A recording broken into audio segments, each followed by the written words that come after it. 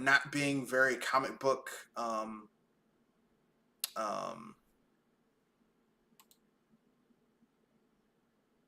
I heard that third movie just falls apart. oh, it was not good.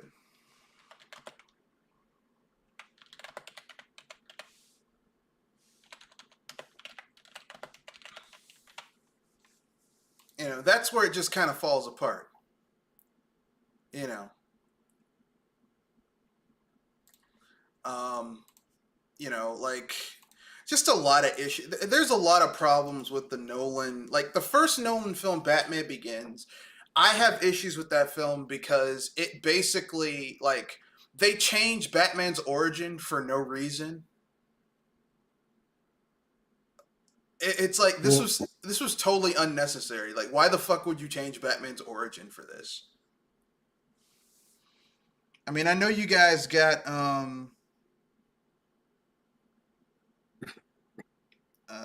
shit, I forgot the guy's name. Um, he played Qui Gon Jinn in the new Star Wars trilogy. Like, yeah. I know you got that guy, but seriously, let's see, forgot the guy's name. Um, yeah, you guys got Liam Neeson. I know you guys got Liam Neeson, but just because you fucking got Liam Neeson doesn't mean that you had to make him Ra's al Ghul. And why the fuck would you tie Batman's origin into Ra's al Ghul? That's weird. It's like it was an unnecessary character edit. Um, And isn't Ra's al Ghul supposed to be magic? I mean, I know they were the Lazarus pits and all I that mean, other. I don't know. it's not really magic. It's like a biological agent that lets him regenerate himself. But the thing is, like, every time he regenerates himself, he goes slightly crazy. So All I it's know like, about my knowledge of Ra's al Ghul just stems from Underneath the Red Hood. I think that's the name of the movie. I mean, he was a major, he was like a major side villain in the animated series. Like Ra's al Ghul's big thing is that he's this environmental terrorist who essentially has his own agenda, and because he's lived for so long, he's got a lot of plots going along. And Batman's big interaction with him is as mostly as a detective, where Ra's al Ghul has some major plot, and Batman has to use his investigative skills in order to figure out what the hell's going on.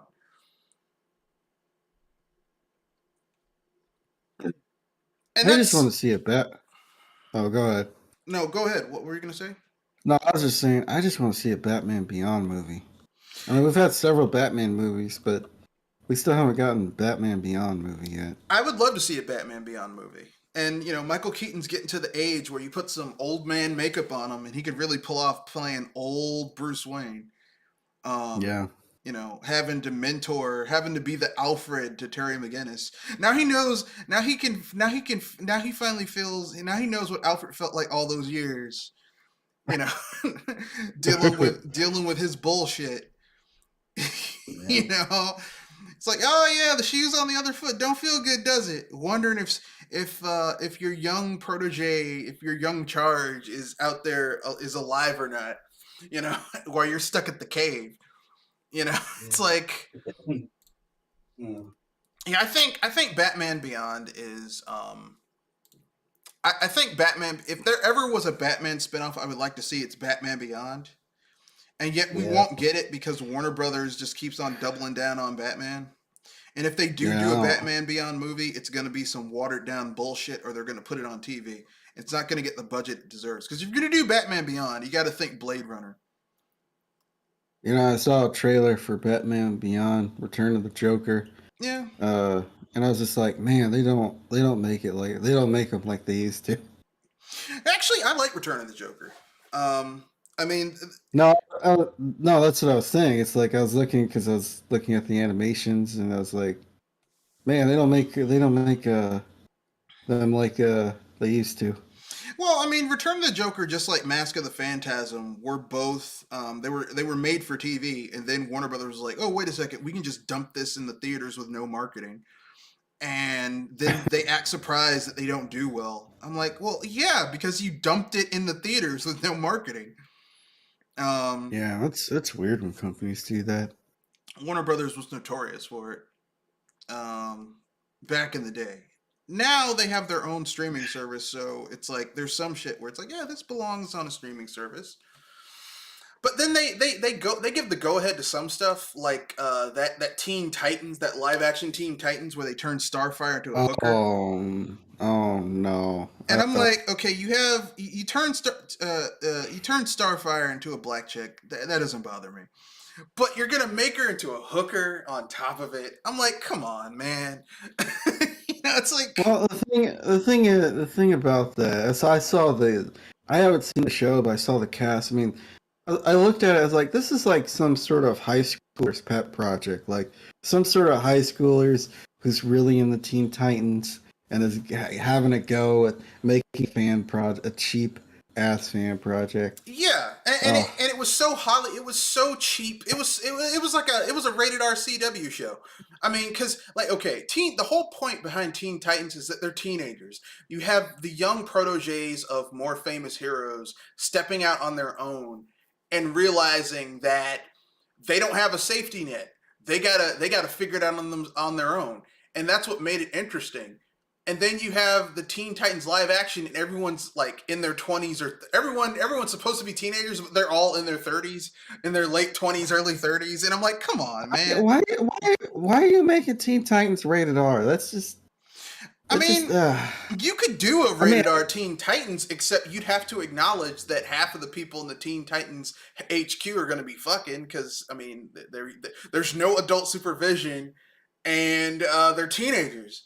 I mean, it's like, I guess you could. It's just, I just, I don't know.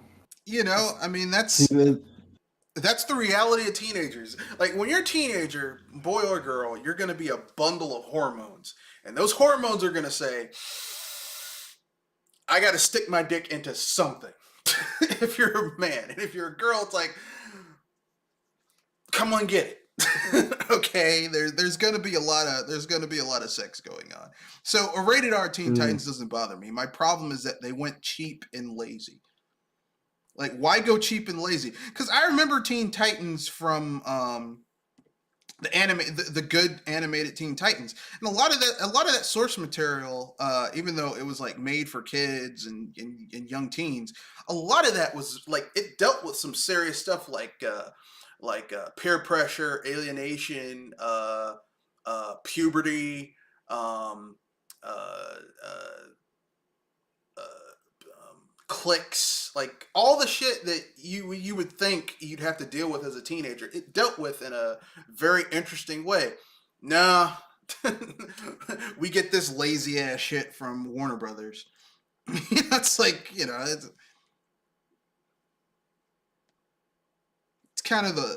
it's kind of the principal problem with Warner Brothers, that they get lazy and lackadaisical, unfortunately. But what are you gonna yeah, do? yeah, You know, I mean, they're not the only ones who get lazy and lackadaisical. I mean, look at Marvel. Like, I remember when Marvel had good animated shows, and then Marvel Disneyfied their animated shows. Well, we need to make this for kids, and it's like they killed Avengers: Earth's Mightiest Heroes, which was actually, I would say, Earth's Mightiest Heroes was starting to get really good. It was starting to get on something on the level of a 90s X-Men, and then yeah. they canceled that so that they could make Hulk Gamma Squad. Just some lazy ass bullshit for kids, and I'm like,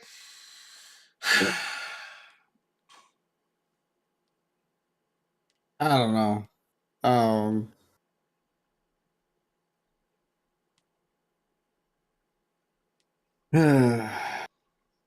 consistently, it's like, oh, we had a good idea, let's ruin it. You got a good idea? Okay, we'll ruin that and make it stupid. because that's what we do here. That's what. Yeah. Yeah. So it tends to be the mantra of a lot of companies these days. We got something good. Okay, we got to ruin it. Yeah, that's Star Wars right now. No, we had something good. Let's ruin it. But Ruin yeah, let's ruin it. But before we go any further, let's have everyone introduce themselves. Jewel may or may not be able to make it in. I think she's on a pizza run or something. I guess I don't know. But I'll have Kadoshi introduce himself, and then myself, and then we'll dive into these topics. This is Kanashi Abominito. Here to be glad to be on another one of these BS Busters. Thank you for joining. This is me, Mr. Red Fox. I'm a proprietor of BS Busters, and we are talking. We've got a decent array of topics. The normal 5 limit is here, but we've got some good stuff. So, our first topic will be games that we initially didn't like, but then turned around as you played them. Like basically, you started the game and you were like, "Man, this game is not that good," but you're like, "I'm gonna keep on. I'm gonna keep on digging. It might get better." And then it did, and you were like, "Oh, this is actually pretty good." Um, and then the second topic will be bad games you play, but because of one or two saving graces or a hook, you still play it even though it's not really that good. Overall, the game's not that good. What have you been playing recently and why? What are your favorite licensed games? And creating your ultimate RPG. And we'll finish it up with our a-hole of the week. So I guess we can start with the first topic first, which is a game that you initially didn't like, but you turned around on as you played it. You were like there's that turning point where the game's like actually turns out to be kind of good. Um,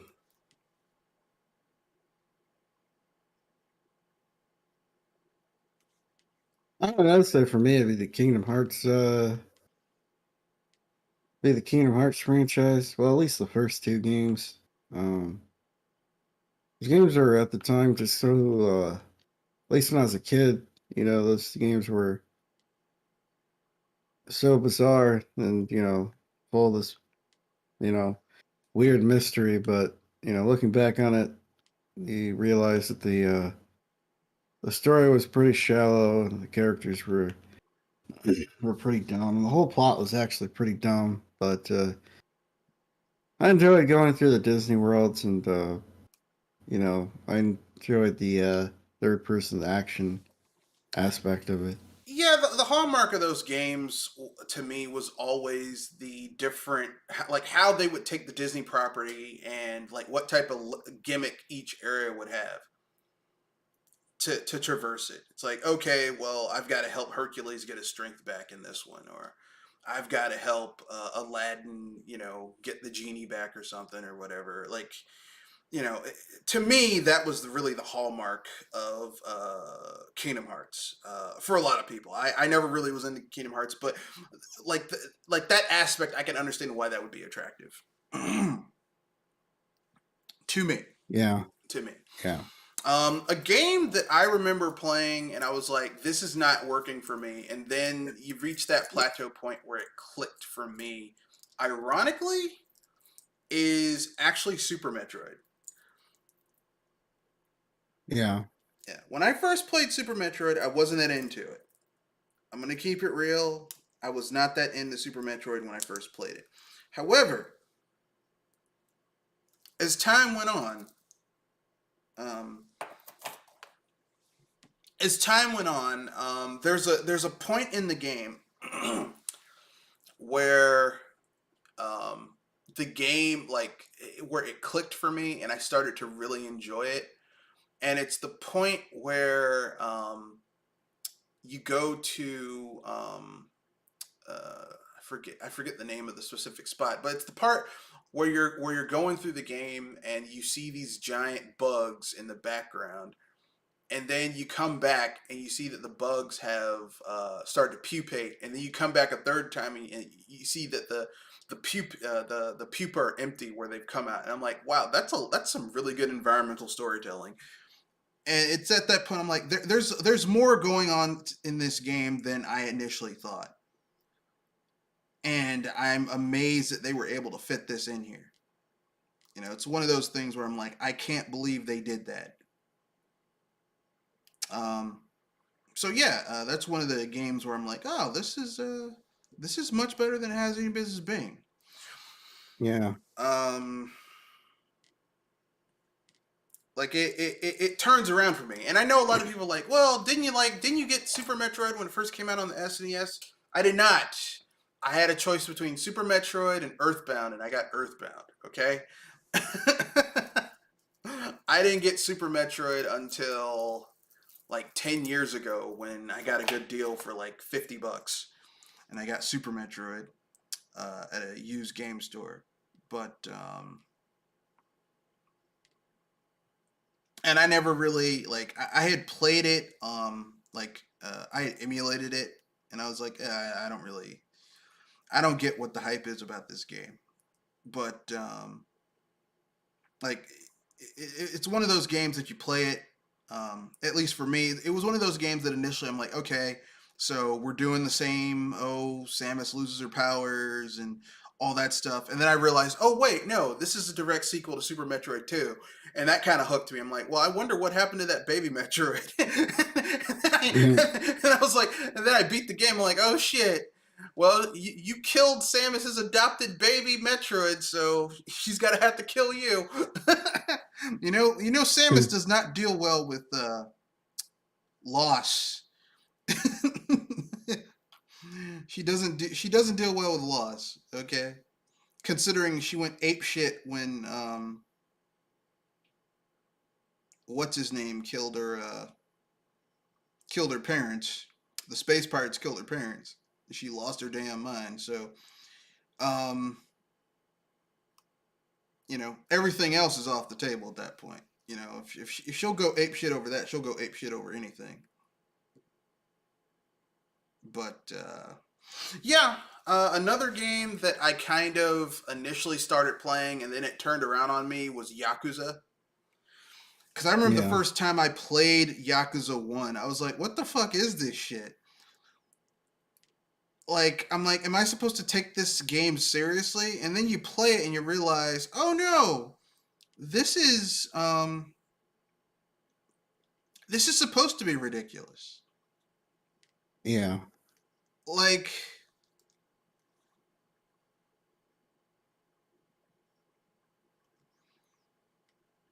that moment you realize it's supposed to be ridiculous um makes Yakuza so much more fun. Cause it's hard to envision that a game, like so many games take themselves seriously these days. Like, oh man, this is a serious, this game is about XYZ. Whereas Yakuza has always been, this shit is ridiculous, and if you take it seriously, that's your dumbass. Yeah. Yeah.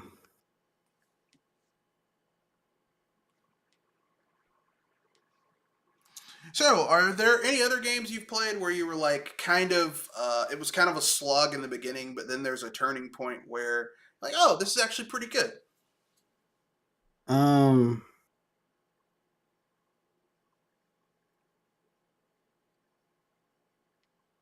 I can't think of anything off the top of my head. All right. Okay, then. So we'll move on to the next topic, which is bad games you play, but because of one or two saving graces or a hook, like the game's bad. You're like, I should stop playing this, but these one or two things really make this game worth playing. Uh Street Fighter Five. It looks terrible. The character models are absolute garbage looking, but it's easy to get into. And it's fun. It was fun to play online. Don't look at how many hours they put in Street Fighter Five. It's embarrassing. I should feel deep, deep shame for it. But yeah, that's it.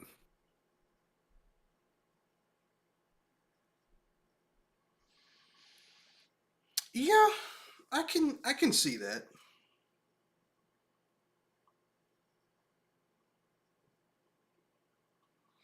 I could see that. I could see that. For me, I've got three games that are terrible, but for some reason, I always come back to them every few years. Skyrim. Skyrim is a bad game. Bethesda is a lazy fucking developer. They do Bethesda's motto should be we do just enough to get the game out, and that's all they do. Um, case in point, if you play Skyrim or Oblivion or Morrowind, especially Oblivion and Morrowind, those games have bugs in them that should have been fixed years ago by Bethesda. If you play the vanilla version of Skyrim, there are quests in that game that are still broken that you have to basically do workarounds in order to fix. If you're playing them on console, if you're playing them on PC, you can download a mod to fix them. But why should, um, you know, why should hobbyists have to fix your damn games? Um, and the only saving grace for Skyrim is that there is a huge modding community to fix these games on PC. Because if these games did not have mods, I'd be like, yeah, I'm done.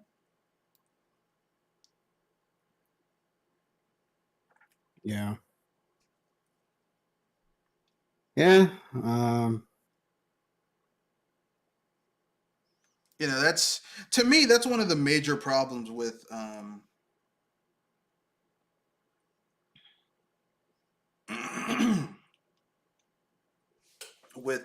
Skyrim. It's just it's one of those games where it's like, wow, this could be so much better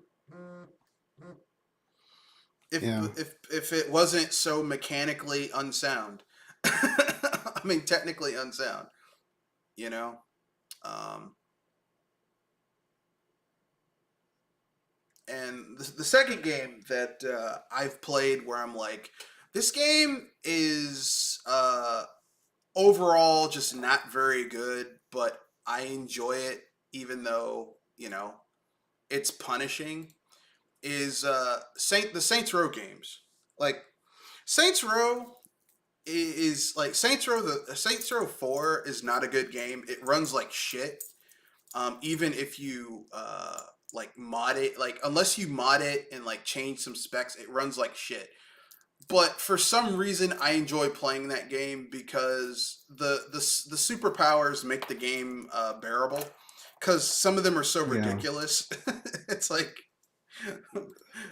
beating people up with your superpowers in the superpower beatdowns where you like it's like it's a suplex but you like jump like 8 feet in the air with the guy and then body slam like power bomb him. I'm like, this is ridiculous. Like the Yeah. ridiculousness of Saints Row 4 is what makes that game um, worth playing.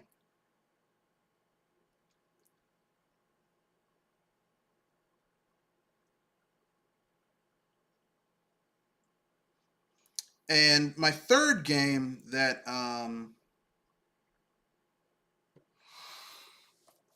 the third game that I basically like it's not a good game, but for some reason I just kind of like it just for like I come back to it every few years is a Steam game that every few years I come back to it even though it has some issues, and that's none other than GTA Vice City. Um,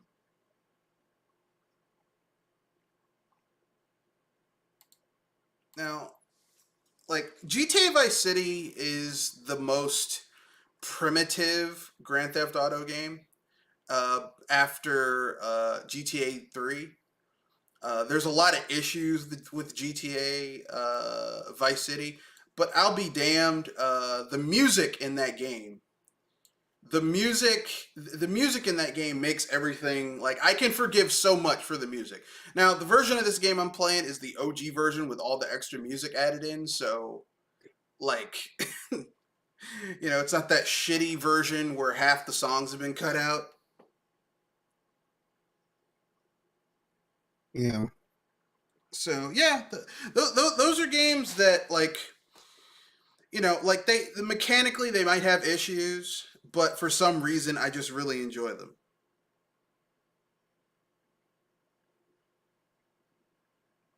Um, hearing my list, do you have any other game that you're like, this game is bad?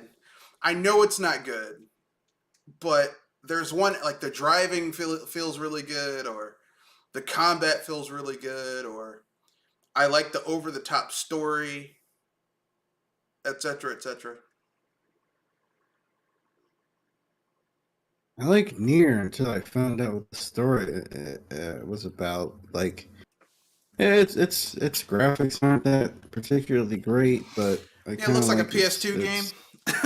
Yeah, I mean, it looks near Automata. It looks, but it was made by It's Platinum. I slow. kind of like. I both liked and hated its schizophrenic gameplay. I don't know why. I had a mix. It's a mixed bag, mixed It's a conflicting mixed bag. feelings pertaining to that. Not really a mixed bag, just a bit more of a paradox. Like, Ah, I didn't know exactly what they were going for. The story was a mystery. I kind of decided to spoil the story for me because I was just seeing if there was any interpretations, and it's pretty dumb. Just turns out to be more anime friendship stuff. It's like, it's really? not that bad. I mean, as in, it couldn't be that bad with the anime stuff, right?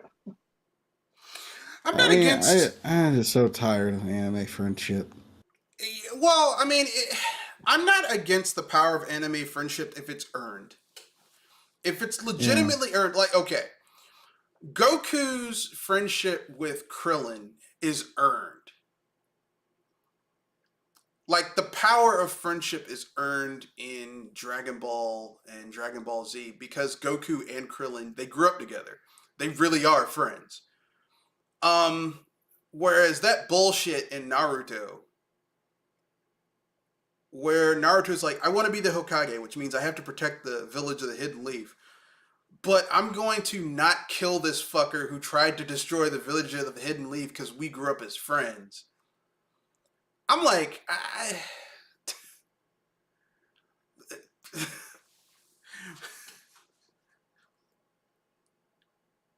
like what you want and what you're doing are two very different things.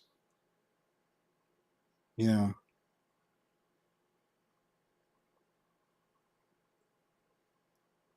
Hmm. Well, I'm not surprised.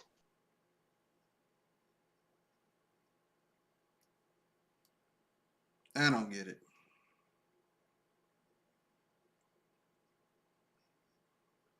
But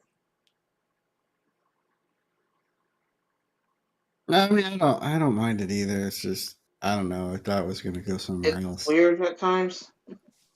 Yeah, I just thought I was gonna go somewhere else. It's like, I mean, So I guess it Ah, involves you deleting your save file and to sacrifice your save file to save the world or something like that. I mean, I don't know. my Kind of issue thought. with near automata is that like it's trying to tell this deep like it falls into Hideo Kojima syndrome where it's trying to tell some deep story. Now, where near automata succeeds and most of Hideo Kojima's modern games fail is that like near automata has some really good gameplay. Yeah, So it's like, yeah, this yeah, it's story's a fun game to bullshit. play. Yeah, this story is bullshit, but the gameplay is so good that I'll just, it's like I'll let it go. Yeah, Um, you you endure it. yeah, well, I mean, good gameplay.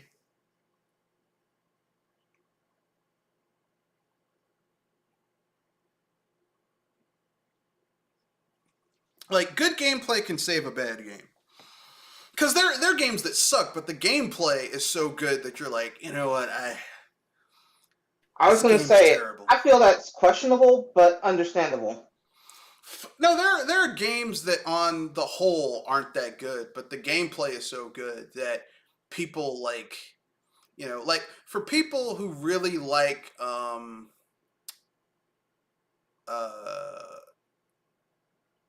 like people who really like Fallout 4. Fallout 4 is not a good RPG. It's not a good RPG. It's got too many gameplay systems stripped out. But as far as a first-person shooter goes, it's actually fairly good, decent.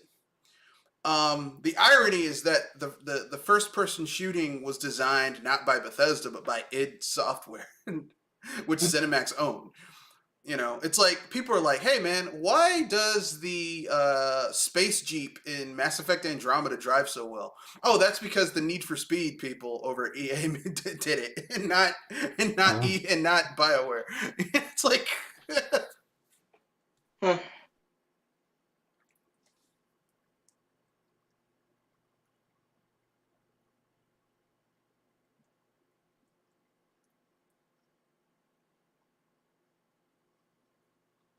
so people always kind of forget that people always kind of forget that, um, like a lot of Some origins times, are what? different, right?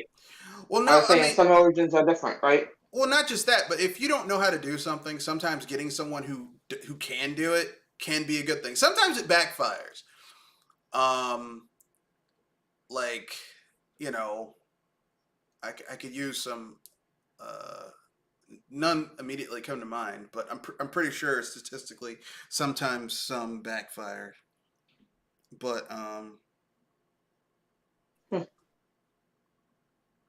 I would say if somebody's thinking that something backfires, it'd probably be something like what some like the Mighty Number Nine campaign, or at least or certain parts of it.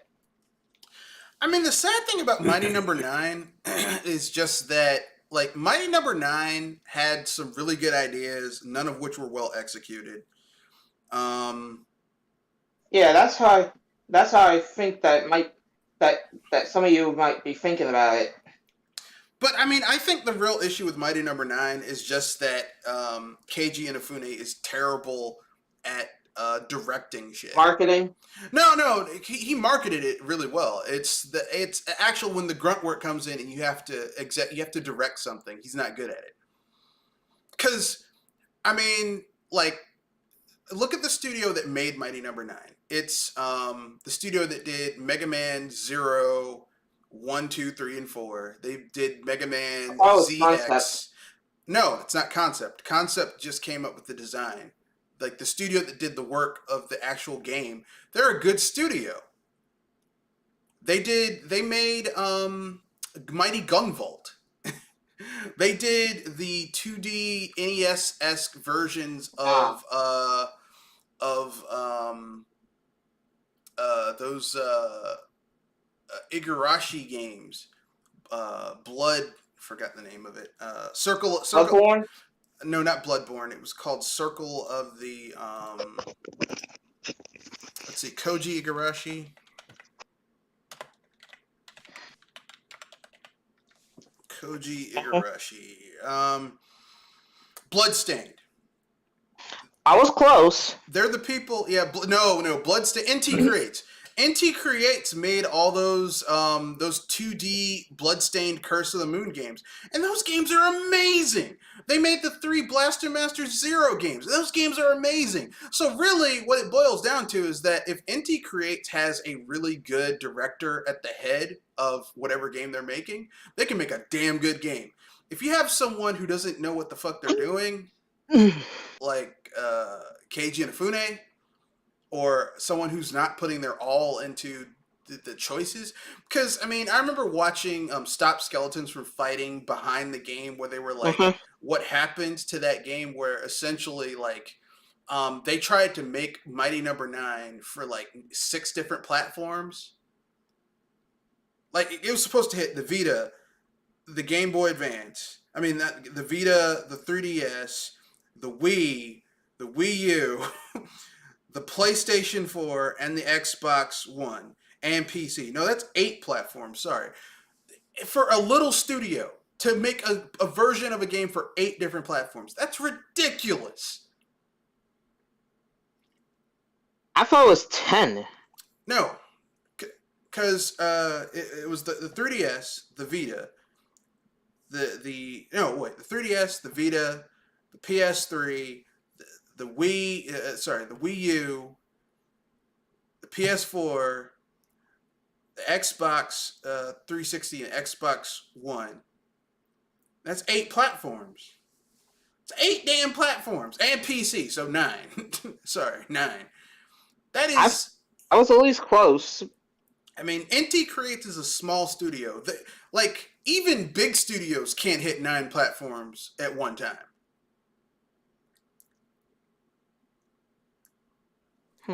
So, I mean, like, it depends. Like, the people in charge of something matters. But before we go any further, introduce yourself, Joel. Sorry I'm late, guys. This is Joe Radio Lemon Star. Welcome you to the BS Busters and Elite podcast. And if anything, the pizza line was long. Really, where'd you get pizza? I was trying for Pizza Hut. It was crowded as F. Pizza Hut. Okay. Yeah. So, since you're here, I guess you can get to the 2 topics that we covered before you got here, which was the games that you initially didn't like, but then you just forced yourself to keep on playing, and then you hit a turning point where everything clicked and the game actually got good. And then the second topic is bad games you play because of 1 or 2 saving graces. So the game sucks, but there's like 1 or 2 things that hook you, and you just play it because like these 1 or 2 things just make this. Even though everything else sucks, these 1 or 2 things makes it worth playing. Believe it or not, though, I'll start with the other one first, and I feel like the game manager, the game development manager, it feels so laggy, but in a way I can understand it because in a way game making's hard and it's not easy to get to every platform you can. So the flaws. So in a way, the flaws have purpose. Yeah, like you get what they're going through, but it's always a pain to slog through. All right. That kind of thing.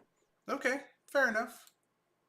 And as for the game I hated and then sort of liked, it was... Let's see, where was it?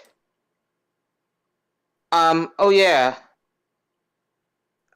It was way back in the NES days when I got a certain football game. Tecmo You Bowl? probably... Yep. Did you hate it because you'd play against people who would cheat and look at your plays, or because people would always choose the team that had Bo Jackson on it, and he just decimate your because here's the thing: when I'm with my friends, when I was with friends, it was the later one. When I was with my sister, it was the former. So your sister would cheat, and Bo Jackson was just unbeatable. When my friends were going for it. Yeah. I mean, But in a way, I had at least some fun. Though, let me just say this: it was actually fun to make some 0-21s. Oh yeah. One of the great things I liked about Tecmo Bowl was just it didn't have rubber banding. So if you got really good at gaming the computer in single player, you could just have these massive, like, I mean, it was like some stuff. You were in the NFL. 60s. Yeah. Where one team got its ass kicked by another team. It doesn't happen in the NFL now, but I remember in the early 2000s where you'd see games where it'd be like 49-7. It's like, god damn, 52-6. It's like, y'all got your ass beat. Y'all must have talked shit about that other team. I was about to say, don't forget those zero shutouts. Oh god, some of those are fun to watch. Yeah, Tecmo Bowl, like, I'm not really into sports games, but every few years I will dig out my Famicom and plug in Tecmo Bowl. Tecmo Bowl? Now it's I have it on my EverDrive cart. So I'll just plug that in and just play Tecmo Bowl. I love Tecmo Bowl. I download the hacked versions that have they update the teams for modern times. What? Yeah, yeah, I yeah. was about to say that there's actually a mod of that. Yes, every year, there's a group of Tecmo Bowl enthusiasts who will hack a Tecmo Bowl cart to put in the modern teams with the names and stuff and players, so you can play modern Tecmo Bowl, which is great. I love Tecmo Bowl. And I can only imagine how they edit the stats. Well, I mean, you still do have that Bo Jackson equivalent in the game that's just like just decimates everybody, but you know, Yeah, I because still like that's what I was Tecmo Bowl. thinking. I was thinking that there has to be at least one bow, but if anything, they probably change them up every year to have people try to find them. Yeah, yeah. So that leads to the third topic, which is what have you been playing recently and why? So who wants to go first? For me, actually, I recently this came in yesterday, and I'm doing a demo to get myself back into the feel of it a little bit to be ready to play the full game. Triangle strategy. Yeah, Um, no, go ahead, Kenoshi. I uh, uh, I understand where you guys are coming from. It doesn't feel like a good game, but I thought if No, anything, I at least try to go for fresh. no, I have nothing against Triangle Strategy. I'm just gonna wait until it hits PC because that looks like the type of game where, in order for me to really enjoy it, because if I play it on console, I'm gonna always be because it's one of those games where it's like, huh, if I made this choice, what would happen? And I don't feel like restarting everything. So I'm probably gonna play it on PC where I can cheat. Kenoshi? Figures. Elden Ring. Yeah, yeah. I'm seeing a lot of people enjoy that game. I will probably get it once sale comes on PC. I'll probably get it on PC. Looks interesting. Um, Looking forward to play it. I will not be playing it online because I do not want people fucking up my gameplay. Um, Yeah.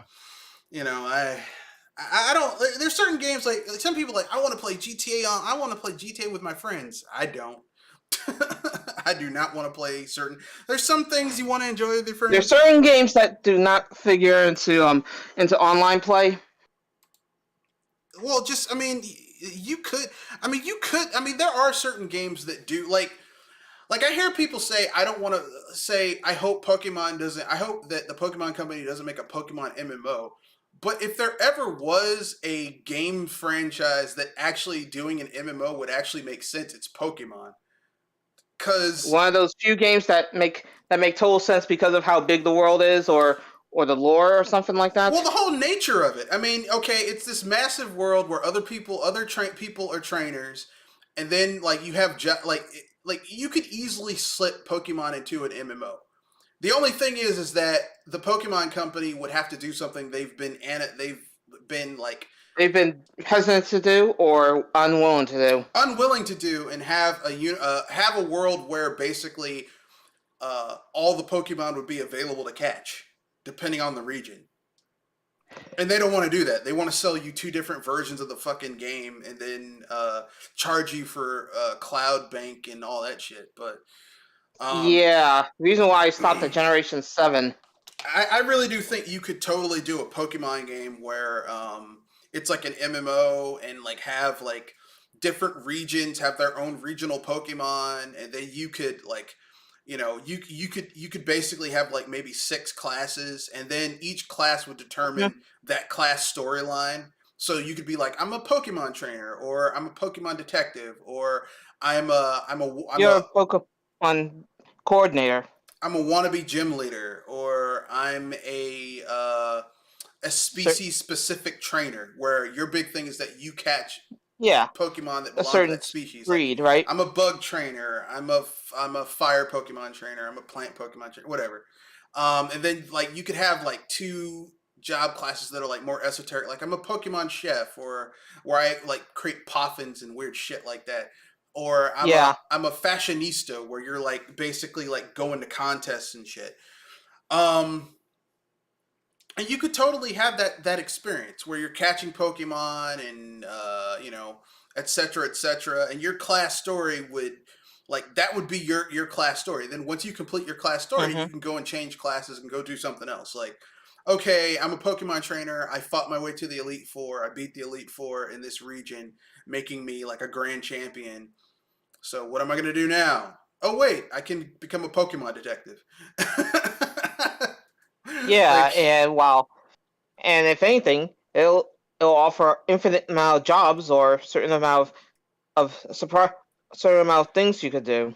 well, they could add new jobs with an expansion. They're like, okay, so like in the beginning, we have the Unova region, we have Johto and Kanto. So you have three regions. You can choose one of the two regions, one of the three regions to start in.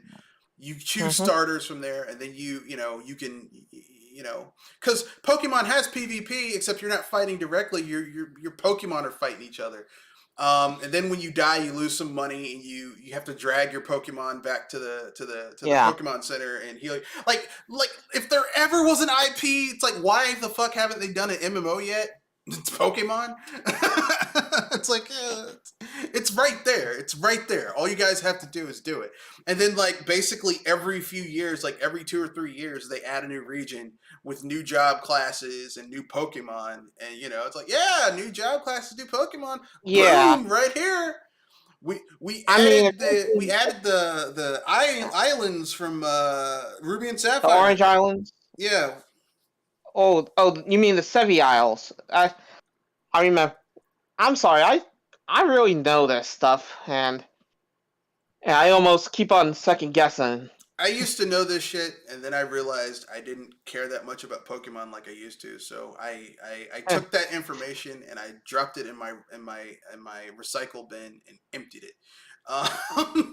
My mental recycle yeah. bin. Like, yeah, I don't need to know this shit anymore. But Eh, anyway, yeah, that'd be cool to me. So yeah, yeah. Pokemon I think would be an awesome MMO. What have I been playing recently? I've been playing a lot of Star Crawlers, which is a dungeon crawler where it's set in a dystopian sci-fi future where you play a group of um, uh, not dungeon crawlers but star crawlers where you go to like spaceships and facilities and mining facilities and like one-off special story-based places like a huge ocean liner. And initially, you're trying to discover why these robots have gone berserk and started killing people. And then, as you move further in the game, you discover that there's a conspiracy afoot and other things. But you build a party of up to 8 characters and fight your way through a whole bunch of bullshit. It's actually a pretty interesting game. And there's 7 different classes plus one bonus extra class, which is a prototype robot. What's the name of the game? Star crawlers. Star Crawlers. Yeah, Star Crawlers. It's on PC. The guy who originally made it in one engine, and then he moved everything over to Unity. It's pretty good. I like the game. I play the like I used to play the like I got the game early, and then I would play the shit out of it in early builds because it was in early access for years. And then the guy finally finished it, and it was like $14.99. So I was like, fuck it, why not? But yeah, I like Star Crawlers. That's what I've been playing recently. That and a heavily modded Skyrim, AE, which is the Anniversary Edition.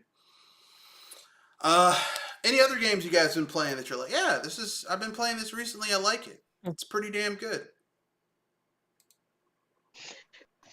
Um. Well, if anything, I know I downloaded some the guild the card game that I mean the RPG recently. I've been playing that a little bit on and off too. All right. Okay. Um, I mean, you know the one I was talking about that has cards for your attacks. Gilded Dungeoneering. Um, Steam World one. Yeah, the Hand of Gilgamesh. Yep. Steam World Quest: The Hand of Gilgamesh. Yeah, I mean, I know you don't like the more 2D. It's not that bad. It's just that if anything, it makes it a little bit confusing. And if you're trying to go for hits to do surprise attack damage. Yeah, I know that the traditional 2D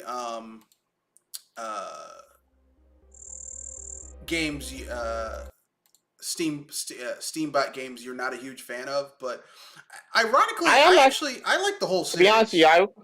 you. I get you. I was about to say that the I mean it was it was Codename Steam that kind of turned me off from the steampunk a little bit, but the Hand of Yeah, Gilgamesh but kind of brought me back in. Codename Steam was Codename Steam. I actually like Codename Steam. This should be that's one of those games that initially I wasn't that into, but then there's a point in the game where it turns pretty good. But I get where you're coming Yeah, from. that's how I was thinking that I know there's some good in there. It takes a bit to Yeah, reach it. you gotta dig deep. But the Steambot Chronicle games I do like. Like I like the first one. I like the second one. I like the one where it's set in the future, where you're like you're space pirates. Like Hmm. I like all those games. I wish they would make a a a one that's like set in a 3D space, because I think that'd be cool if they did like a N64 style one, or PS2 era level type one where it's like you have a semi open world doing stuff, but just an idea. Hmm. Um, so I guess we can move on to our fourth topic, which is what are your favorite licensed games?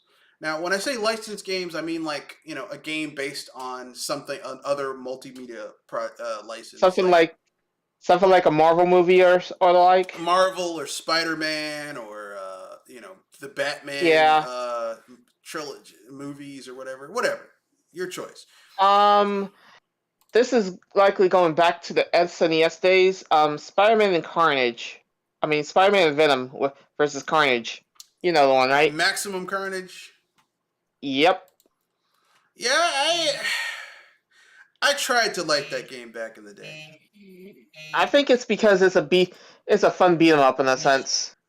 No, it's Or at least because it's as far as beat 'em ups difficult fun. go, it's like I'm a huge like I was one of those Todd McFarlane fanboys in the mid '90s who like really enjoyed his take on Spider-Man and Venom and Carnage. But fuck, is that game hard to get into? So hard to get into. Painfully hard. It is like like the enemies are overly aggressive. Like even though you can play the game as Spider-Man or Venom, you kind of feel underpowered because the enemies can kick your ass. I'm like, how is it that some random person can run up and kick Venom's ass in Spider-Man and Venom Maximum Carnage? But that shit can happen in that game because the enemies are way Yeah, overly aggressive. that's yeah. I think it's probably that the villains all that the villains are putting so much punch into their attacks, and I actually feel satisfied kicking their rear ends. And they gang up on you, and I'm like, ah, this is Yeah, not. that's that's where you have to use certain. That's where you have to use the field clearer moves, and that always bites. But if you time it right, at least it's worth it. I Especially if guess. you got a health pickup nearby. I guess that game. I was like, that game's one of those games where I'm like, this could have been good if they had just like when in doubt, steal from If they Final Fight. tone the if they tone if they tone the aggressiveness, right? No, I said when in doubt, steal from Final Fight. If you can't make your fighting game have that power fantasy, which if if it was a game where you were running around fighting normal people and you yourself are a normal person, then having aggressive Mm-hmm. enemies that are ganging up on you, kicking your ass makes sense. But you're Spider-Man and Venom. Two You should be superhero one-shotting characters. people. Yeah, you should be one-shotting people. Like they made the enemies too on par with Too the powerful. yeah on par with the main characters, because they just didn't know how to really make it work. But whatever. Kenoshi, any what are some of your favorite licensed games? The original Spider-Man for the PS2, Xbox, and I think GameCube. And You then mean Spider-Man 2 or the first one? Spider-Man, the first one, and I played a little bit of the second one, not a lot. Let's see. Dragon Ball Z, Dragon Ball Fighter Z, Dragon Ball Budokai Dragon Ball Budokai 3, and let's see what else. Budokai 3 Else is we really got? damn good. I'm not gonna lie. The Naruto Storm games. I've never played those. I heard that they're good, but I've never played it. They're pretty good. I like how they handle the how they rip certain scenes from the anime. I like their interpretation a little bit. There are some interpretations that I like better than how they do it in the anime, but yeah, those games are pretty good. It's a relatively decent, like, I mean, you can get them for super cheap now. It's like a decent synopsis of the anime / manga. All right, that's fair. But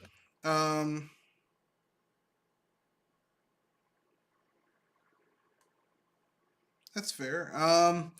My favorite licensed games, let's see. I'll go by generation. My favorite licensed games of the third gen are Teenage Mutant Ninja Turtles 2, the arcade game.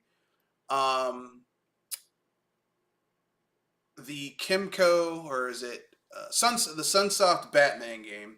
Sunsoft Batman game is fucking amazing.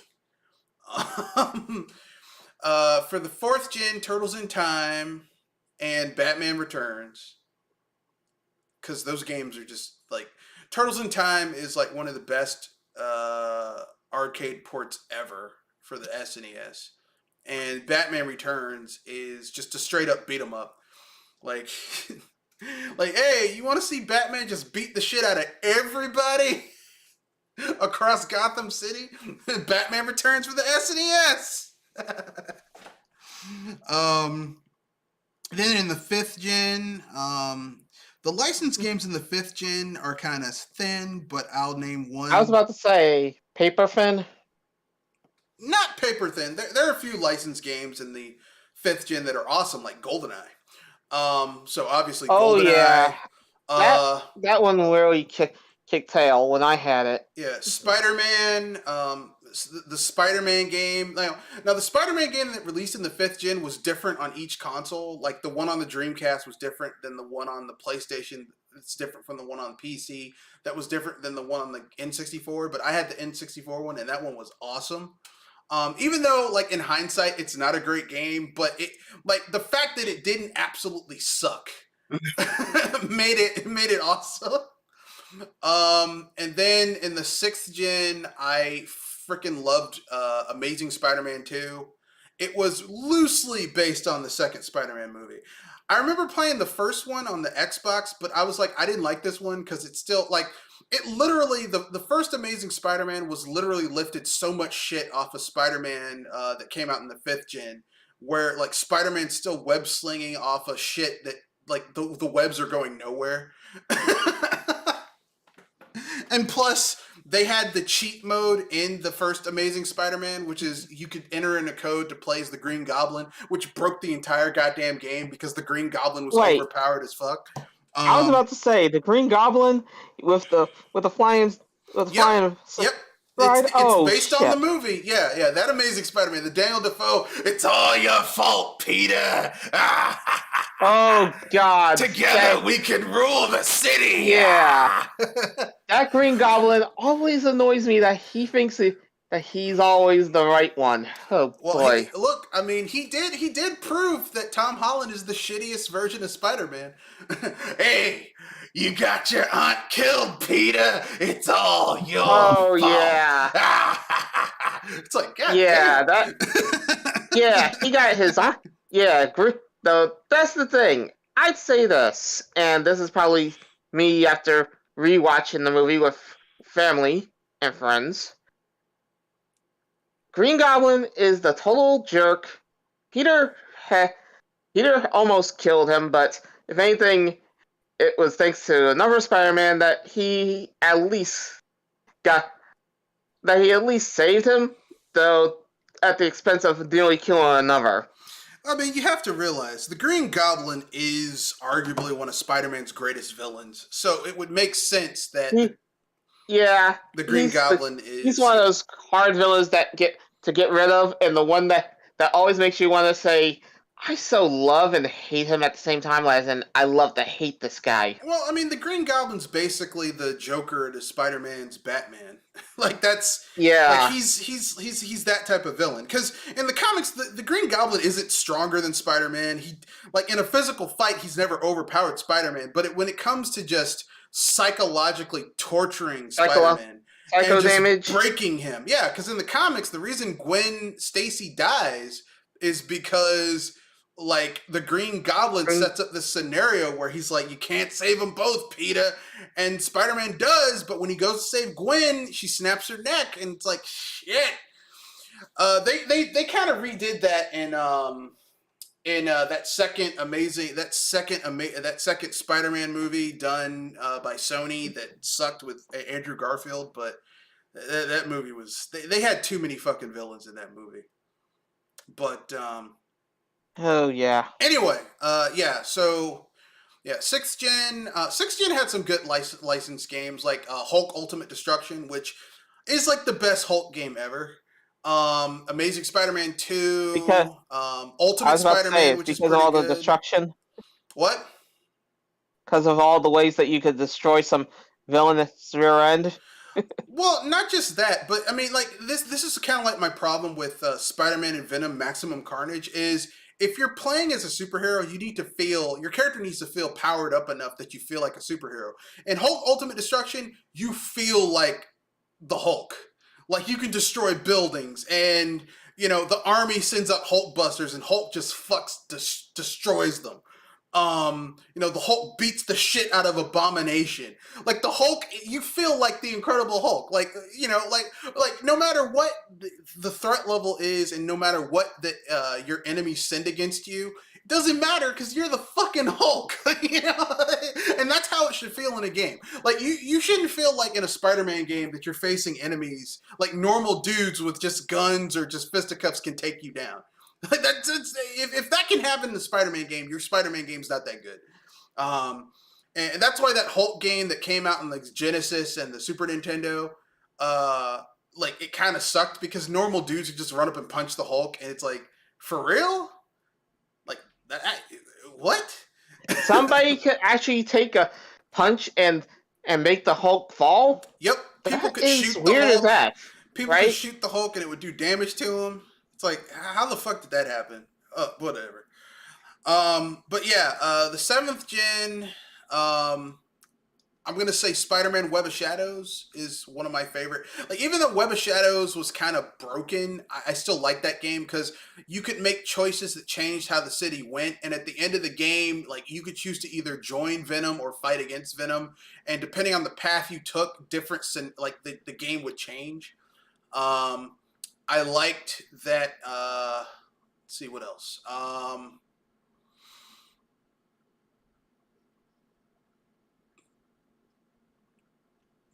After that, a lot of the 7th gen games kind of went down. No, that's not true. There's those awesome Batman games like Batman Arkham Asylum and Arkham City.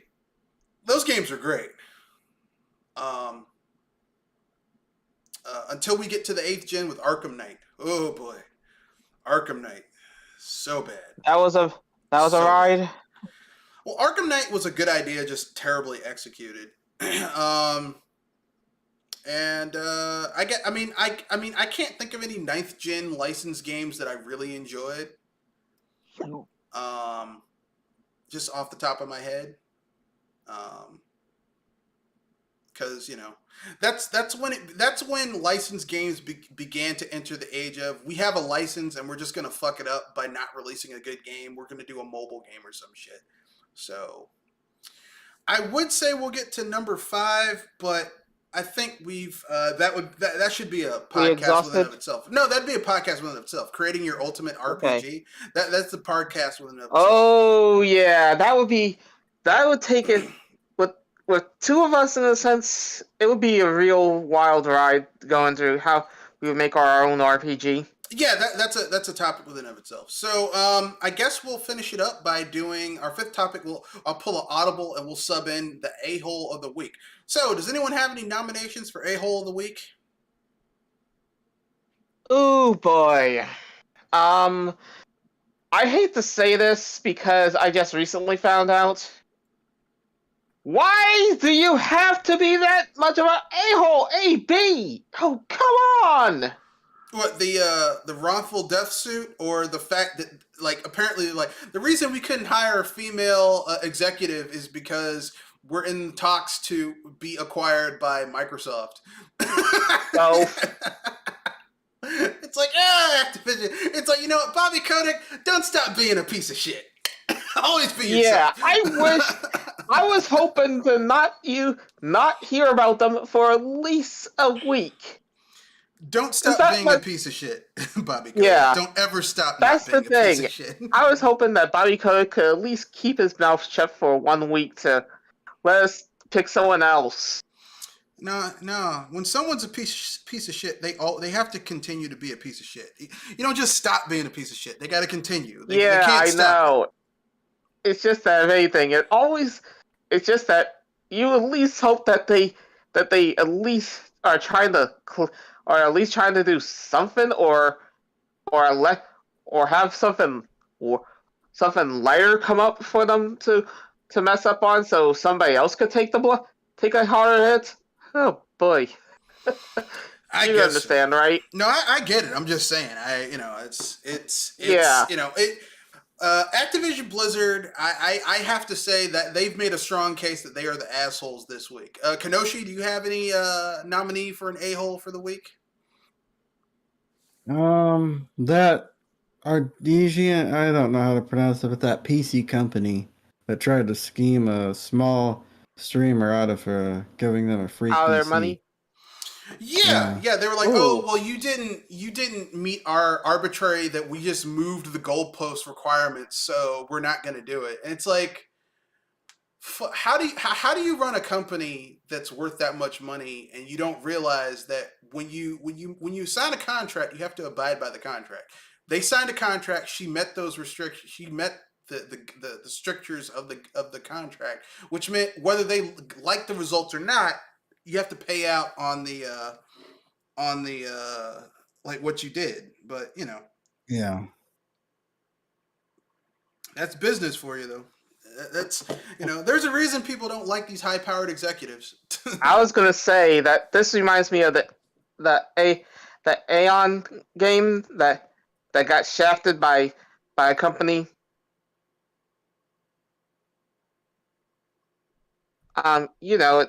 It plays a little bit like Metroid. I don't know. I'm not familiar with that, unfortunately. I have 2 nominees for A-hole of the week, one of which is Activision Blizzard because of the aforementioned things we mentioned earlier. The other one are the NVIDIA hackers who are now targeting Samsung, threatening to release 190 gigabytes of sensitive data. And wait, NVIDIA getting hacked? Yeah, NVIDIA got hacked. But now those same hackers are also going after Samsung. And this is actually 3 groups of assholes, because NVIDIA, like, you're a tech company, why isn't your data better protected? Samsung, you're a tech company, why is your data not better protected? And the hackers, why the fuck are you, like, seriously, why the F are you aiming at them when there's bigger targets out there? Why are you hacking these tech companies? Don't you think they'll figure out how to get your ass and get theirs back? I was about to say that it makes me wonder, who the heck are these hackers aiming at these people? I mean, at these tech companies. And tech companies, what the heck did you do to get these guys on your case? Well, they're hackers. I mean, they're criminals. Criminals always want to find the shortest distance to get something done. Because when you're hacking, you're a thief, and thieves want shit that's easy and not hard. I was about to say easy, cheap, and quick. But then again, that could be said about some other things that could be easy, quick, and cheap. I mean, nothing that's ever easy, quick, and cheap is worth getting. All right. Yeah, but I was about to say that you get what your money's worth. Yeah. So those are the nominees. Activision Blizzard, some shitty NVIDIA corporation that wouldn't. thieves. Well, we're going in order of announcement, so it's Okay. Kenoshi's. Some shitty organization that tried to cheat a Twitch streamer out of her free PC. Even though they signed a contract, she met the obligations. the obligations of the contract. And then finally, A three-way tie between two companies and a hacker. two companies and hackers. So let's vote on it. First one, Activision Blizzard, yay or nay? I say yes. All right, Kenoshi, yay or nay? Nah, Okay. not this time. All right. I'm gonna go yay with Activision Blizzard just because like they thought they were ducking out. They thought they were ducking out and like it wasn't gonna be on them. But I didn't forget. You guys had that fucker that sexually harassed that woman so badly that she killed herself. The only way she saw a way out was to end her own life because some asshole sexually harassed her. That's the sad part, that we have to give the a-hole of the week to a repeat offender that should know better. And the cherry on top was that they're now saying, oh yeah, the reason we couldn't hire a female executive to be on our board is because, we're in talks to be acquired by Microsoft. What? They use that excuse. Yeah. That's the thing where I'm just come on, man. That excuse. Come on. You gotta be kidding me. I mean, it's like Bobby Kotick can't help himself but being a piece of shit with some bad hair plugs on top of it. Yeah. I thought at the least they'd have a different excuse other than being acquired. Because that's a cheap out. Bobby Kotick told the employees at Activision Blizzard at their all hands on board meeting that the only thing he cares about more than this company are his kids. I'm gonna tell you right now, if you treat your kids like you treat people in this fucking company, your kids must be crack addicts. Your kids must be crack addicts and sucking dicks and giving handies for money so that they can afford their habit. Because I'll tell you right now, you don't treat things that you love like this. I was about to say, you don't. Yeah, you don't. You don't treat things you love with such malice or and neglect. Discontent. Yeah, and malcontent. You just don't do that. But that's the end. Anything you guys want to pimp out before we wrap things up? Because we got finished early. We got finished early. I'm actually surprised. Because if anything, I'd probably be late. No. For the party for sure. No, well, for a while, Kenoshi and myself held it down, and then we kind of went to, and then you came in, and we covered your stuff more. Really, what takes the longest time are the conversations and the speculation, the tangents. Yeah, but we didn't have a lot of tangents, so kind of went through. Yeah, if anything, I'm probably the one that brings in the friction up, or talks about how silly or weird something is. Yeah. So, anything you guys want? Anything you want to pimp out, Kenoshi? Nah, not exactly. Got nothing you want to pimp out? If anything, I think I could do it for him. Project Console, 7:30, Tuesdays. Check us out. All right, Joel. Like usual, I don't have anything on my end, but if anything, I at least want to thank everybody for joining us on the BS Busters End of the Week podcast. Tune in next Wednesday and Saturday at 7:30, or if you're with Kenoshi, tune into his stuff every Tuesday at 7:30. That's right. Me, Mr. Red Fox, owner prior to BS Busters, and I will probably upload a separate review of the Batman sometime next week. Probably spoiler free first. Well, no, I'm gonna do the first part of the video will be spoiler free, and then I will give spoilers at the end. So if you don't want to watch it, if you don't want to watch spoilers, the end of it, I will have a thing that says, Spoiler warning. Spoiler warning, and then you can leave the video at that time. Okay. So I thought you were going to do 2 videos, but hey. No. I typically either do the spoilers in the beginning and then I skip to the review, or I'll do the spoilers at the end and just let people know there's spoilers up, whatever. Okay. Whatever. So anyway, yeah. I'll give the Batman review either Monday or Tuesday. Rate, comment, share, Depending on subscribe. what comes up. Yeah. Podcast every Wednesday, Monday. Saturday. Saturday and Wednesday, Wednesday and Saturday. And Tuesday. Yeah.